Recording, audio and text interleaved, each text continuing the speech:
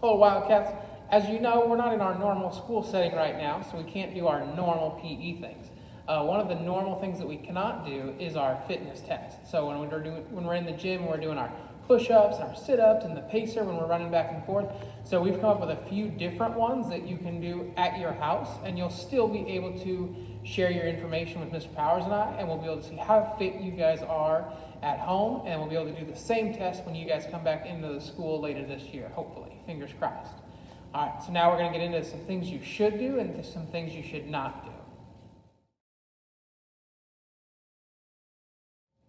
All right, the first fitness test we're going to work on is the wall sit. Okay, so first thing I'm going to do is to show you some things that you should do. This is how you should correctly do a wall sit.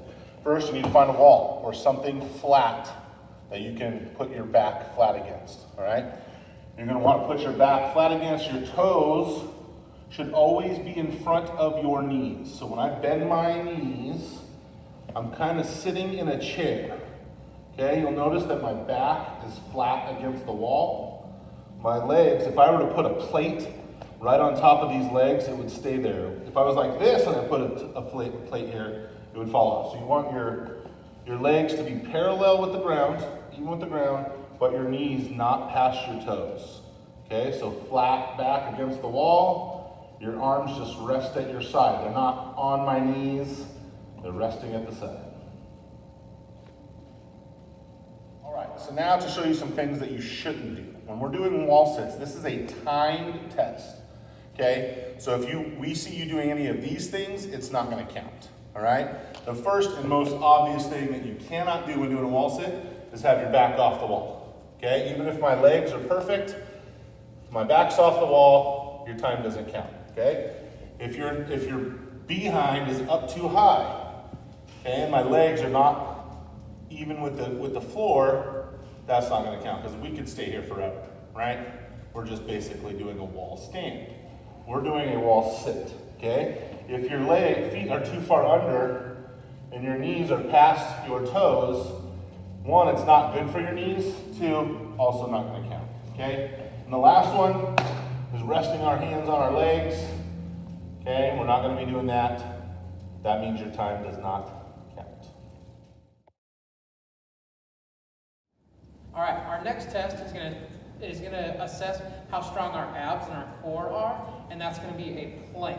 So what you're going to need for this is a mat. Now you could use a yoga mat, you could use carpet, you could use a towel that's kind of rolled up. You just need something that's going to support your elbows and even your toes. I would suggest wearing shoes while you do this so you're not slipping around. I've tried it with socks and your legs fly all over the place.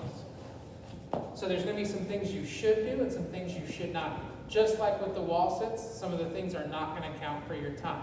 So basically what you're going to want to do is you're going to have kind of be like in a push-up position. And for this, we're going to use our elbows. Sometimes you can plank and be all the way out, but we're going to use our elbows for this. So you want your back to be as straight as possible. Now I can't see, so it's really good to have a partner help you out. So my back is nice and straight, and I'm going to start my timer and see how long I can hold it just like this. Some things that don't count are right here. And now some examples of things that do not count. Your test won't count if you're doing these things, or your time has to stop if you start doing these things. So like we said earlier, your elbow should be down. If my knees touch, my time is over. If my belly touches, my time is over. A couple other things. If your bottom is way up in the air like this, making a mountain, that does not count. And then if you touch your knees and you come back up, your time is up as well. Some other kids have tried to do it with their hands out like this, and then we end up with a valley like this. This does not count. This is going to hurt your back, and it just doesn't count, and it doesn't assess us properly. So remember, on your knees, nice and straight.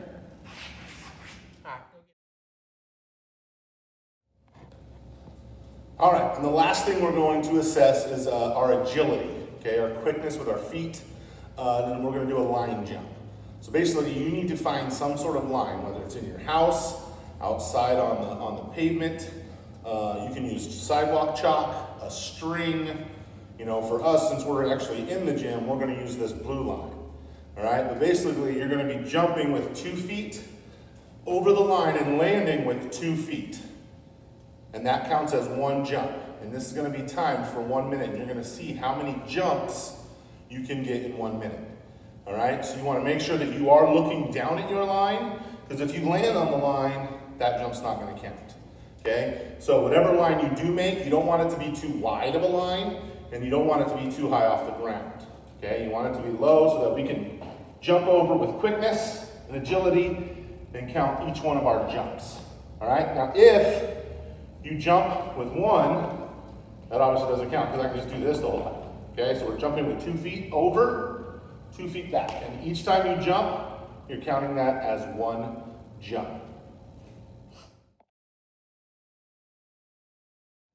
All right, so I know you guys are doing this on your own for at least the first time, and Mr. Powers and I are stressing your truthfulness, of telling the truth on your scores.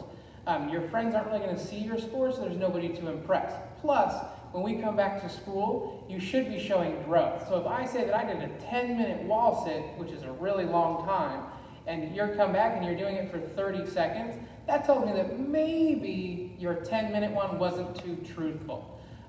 If you're getting 30 seconds, we got a lot of work to do. If you're getting a minute, we got some work to do. But the important thing is that you're growing, not that you are the best one in the school. So it's your growth on all these tests. So be truthful. Nobody else is going to see them. It doesn't matter.